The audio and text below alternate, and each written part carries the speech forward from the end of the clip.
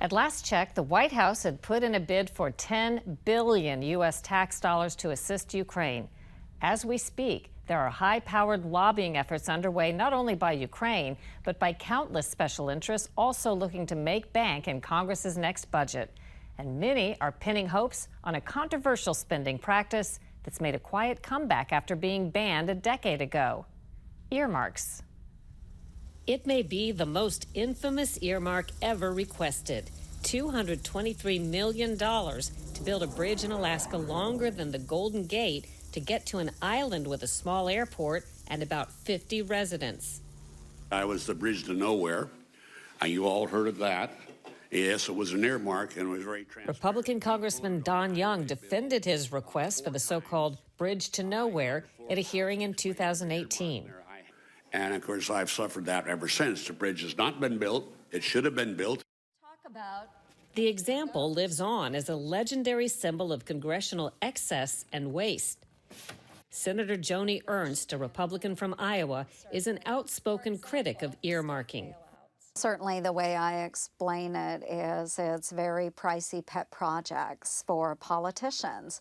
And the way I explain it to constituents, when you have 535 people struggling for a pot of money, it ends up being misspent. And when you say pet projects, it's not necessarily just something a member likes the sound of.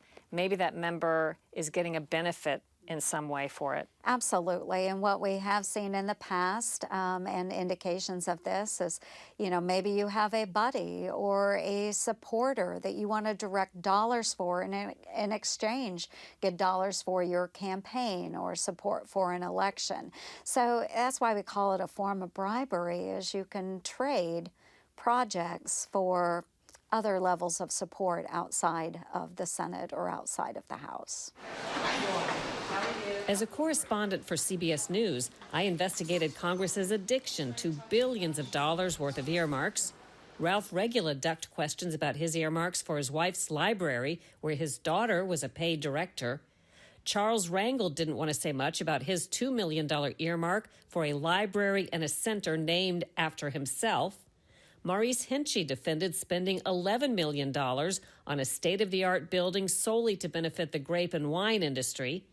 And Stephanie Tubbs-Jones got touchy when I asked her about $1 million in tax money she gave to Sherwin-Williams, a paint company in her home district. I can't be forced to talk to you either. Thank you very much. I've been asking don't for an play me interview. like that. Don't play me Please like take that. your hands off. I'm not going to take. I didn't mean any offense. Okay. There were earmark requests for museums to house teapots, old neon signs, prison artifacts, and the history of mules. Earmarks for beer research and lobster dog treats. Earmarks were even part of bribery scandals that landed members of Congress in prison, including Republican Duke Cunningham of California. The truth is I broke the law, concealed my conduct, and disgraced my office. I know that I will forfeit my freedom, my reputation, my worldly possessions, most importantly,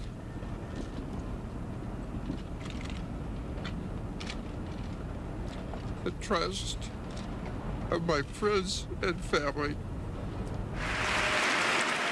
By 2008, earmarks had earned such a bad name, President Bush announced a push to dial them back.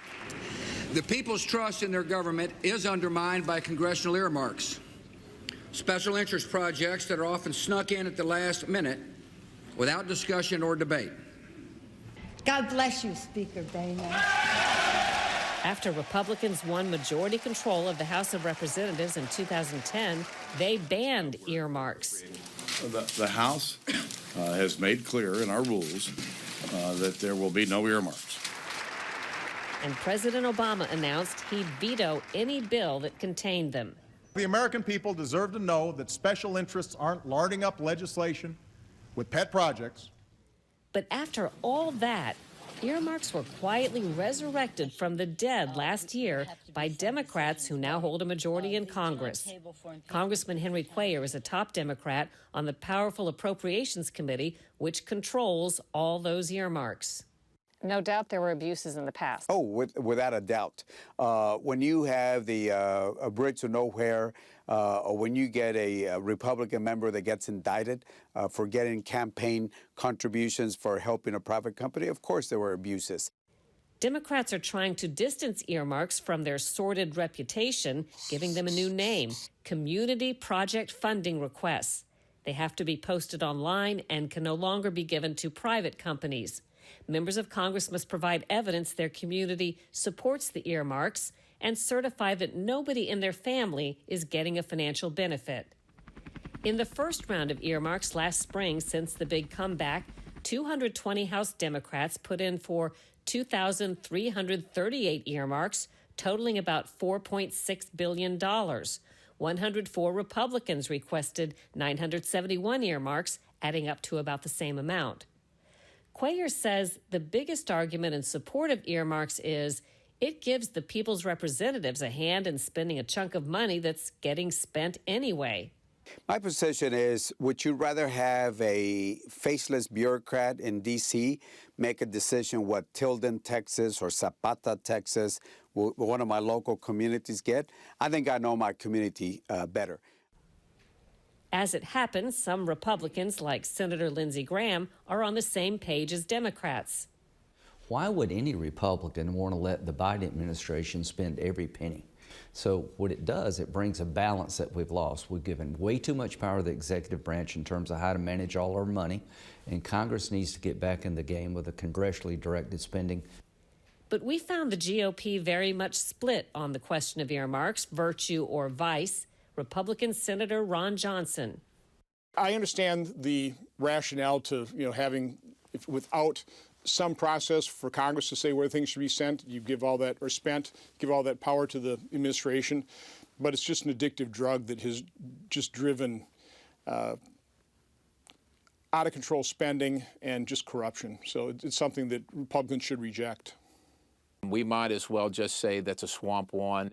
Republican Scott Perry says one real reason party leaders get addicted to earmarks is to use them as rewards for members who vote the right way, or as punishment for those who don't. Well, the sort of thing that happens is we're close on a vote that is problematic, and we just don't have the votes. And so somebody from leadership or somebody from an important committee that you sit on might come to you and say, now see here, we really need your vote on this, and it'd be a shame if this earmark that you need for the highway in your district that you're out there advocating for and your constituents know that, it'd be a shame if that earmark didn't come through. You decide what you want to do, but that would just be a shame if that happened. Because the earmarks are ultimately controlled by your party's leadership? All leadership. It's going to be your party that comes to you and says, boy, you sure like that committee assignment, wouldn't you? Well, we would like this, and we could help out if your earmark went through if you voted this way.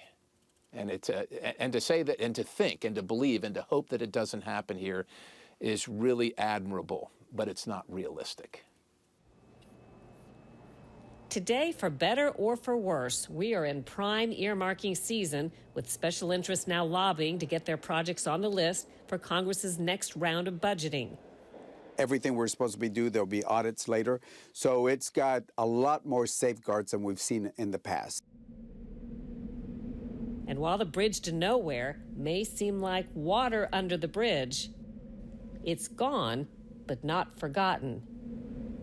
Congress never passed the 2021 budget due to spending disputes. In the coming days, they're expected to finalize something called an omnibus bill, which will be all 12 appropriations bills rolled up into a single package.